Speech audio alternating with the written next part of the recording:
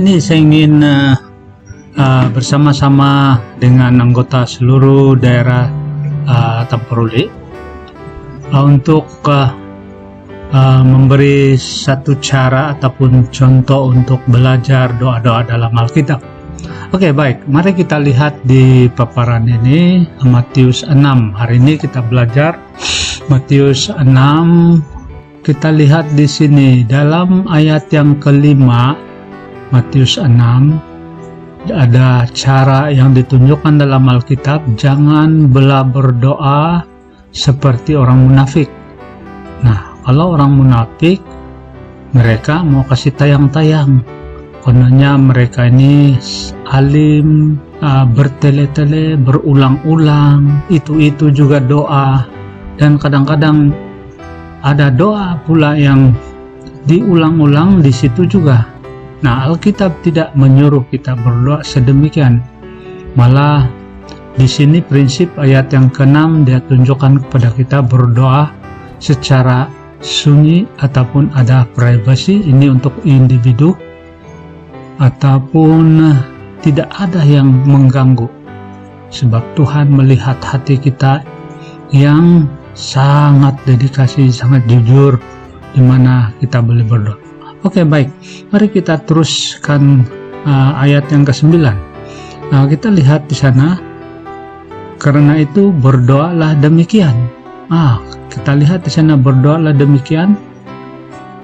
Nah, kalau di sini kita nampak berdoalah demikian. Yesus tidak katakan berdoalah kamu ikut saya punya, tidak. Dia mengatakan berdoalah demikian, bermakna dia memberikan satu struktur yang sangat istimewa. Nah, di sini dia memberitahu kepada muridnya, mengatakan Bapa kami yang di surga, dikuduskanlah namamu. Nah, Bapa kami yang di surga ini apa maksudnya? Siapa yang berdoa di sini sebenarnya? Kita kan? Nah, di sini Bapa kami, datanglah kerajaanmu, ayat 10. Artinya bersambung nih ayat. Dan kita lihat di sini Bapa kami yang di surga. Kita bila kita berdoa, kita ingat bahwa kita mau masuk di hadirat kerajaan Tuhan. Dan ini kita mau jemput kerajaan Tuhan. Dan kalau kita mau masuk dalam kerajaan Tuhan, contoh seperti kalau kita berjumpa dengan yang di Pertuan Agung, apa kita harus lakukan? Tentu kita ada satu penghormatan yang sangat rapi. Dan kita di sini boleh tahu bahwa bila kita datang kepada Tuhan, kita datang dengan sangat jujur, tersedia, dan kita juga menghormati Tuhan. Jadi doa kita, struktur yang pertama dalam doa kita yang kita pelajari pada hari ini ialah penuh hormat, pujian kepada Tuhan, dan memuliakan nama Tuhan. Dikatakan di sana juga dikuduskanlah namamu. Nah, kenapa dikatakan oleh Yesus dikuduskanlah namamu? Siapa yang kudus? Kenapa kita katakan kudus namamu? Artinya apa? Di sini kita lihat bahwa dikuduskanlah namamu. Siapa sepatutnya yang menguduskan nama Tuhan? Tuhan itu sudah kudus sedia, dan kita lihat dia sudah kudus, tetapi dikuduskanlah namamu. Berarti kita yang menguduskan nama dia. Jadi apabila kita berdoa pada Tuhan, pastikan kita ini berada dalam keadaan yang kudus. Artinya ini adalah pengakuan. Di sini kita boleh buat satu pengakuan kepada Tuhan yang kita ini berdosa, dan segala masalah dalam hidup kita serahkan kepada Tuhan. Nah, di sini ada kaitan dengan kehidupan kita. Selama kita hidup di dunia ini, banyak masalah yang kita hadapi, dan barulah kita serahkan semua kelemahan kita itu, biarlah segalanya dibawa kehendak Tuhan seperti di bumi dan di surga. Artinya di bumi di sini mengatakan kita hidup di bumi sekarang. Jadi sepatutnya kehidupan kita sama seperti di surga. Oleh sebab kita berdosa, kita serahkan segala kehendaknya, segala jawaban Tuhan Dia ada terhadap kita. Jadi jawaban-jawaban Tuhan itu ada sebenarnya, dan kehendak Dialah yang kita turut.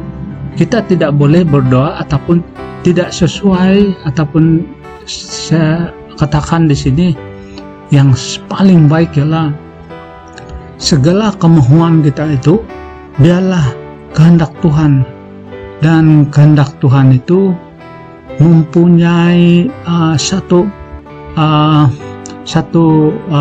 keadaan yang sangat luar biasa. Sebab di sini kita lihat, jadilah kehendakmu di bumi, artinya seperti di surga, artinya segala rencana kita di bumi ini biarlah kita serahkan kepada Tuhan. Nah, pada hari ini saya membawa satu introduksi yang ataupun satu pengenalan yang ringkas untuk kita bagaimana berdoa dan mempelajari doa di sini. Dan lain kali mungkin kita sambung bagian yang ayat-ayat yang lain ini, dan saya percaya kamu dapat sesuatu yang baik di sini. Jadi bila kita berdoa, saudara dan saudari, disinilah kita harus berdoa di dalam keluhan kita, di dalam keluh kesah kita. Maksud saya di sini semuanya diserahkan kepada Tuhan. Nah, kita perhatikan di sini permulaan yang disebutkan oleh Yesus di sini adalah semuanya menuju ataupun semuanya penghormatan, pujian, dan pengakuan kepada Tuhan. Tidak ada yang kita nampak di sini yang mementingkan diri sendiri. Siapa yang dulu kita pentingkan?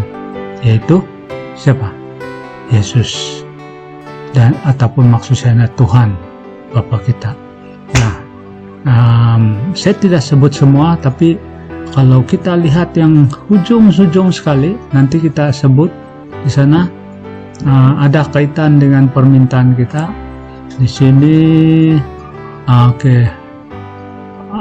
Kalau kita lihat yang di ujung sebelah ayat ini, Tuhan mengatakan ayat 13. Lihat di sana. Nanti saya sambung bagian yang lain, dan yang lain ini kita nampak.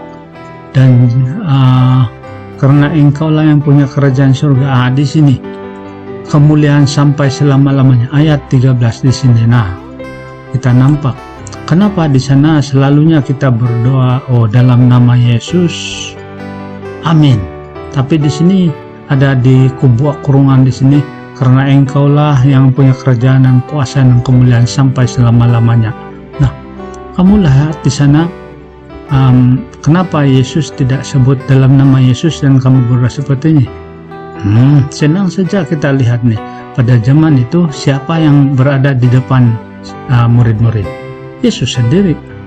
Jadi Yesus tidak payah lagi terangkan demikian, sebab di depan mereka Yesus sendiri ada di sana. Sekarang Yesus bukan ada di hadapan kita, tapi kita percaya Yesus sudah mati untuk kita. Jadi biarlah segala kerajaan, kuasa, dan kemuliaan itu kita serahkan kepada Yesus. Kita segala permohonan kita kepada Yesus.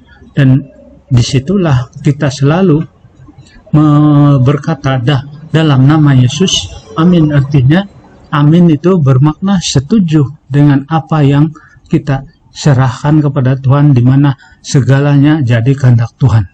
Jadi saudara dan saudari, saya buat kesimpulan penerangan yang pendek ini, kiranya Tuhan melihat kita apabila kita datang kepada Dia dengan penuh hormat dan menyerahkan segalanya, segala pengakuan dan juga segala bahagian dalam kehidupan kita di dunia ini. Jadi ini salah satu cara kita untuk belajar dengan doa-doa ini. Oke, ada lagi banyak ayat dalam Alkitab tentang doa. Jadi mari kita pelajari, ambillah masa malam ini kamu boleh lakukan, dan bila-bila kamu boleh lakukan menurut kesesuaian masa saudara dan saudari. Jadi selamat belajar dan selamat berdoa. Jangan lupa tulis perkataan-perkataan yang kamu suka dalam Alkitab, dan juga kamu lihat juga cara-cara mereka berdoa, dan lebih-lebih lagi kita boleh senaraikan orang-orang yang kita perlu bawa dalam doa, dan barulah kita berdoa. Jadi puji Tuhan, terima kasih, selamat mempelajari doa-doa di dalam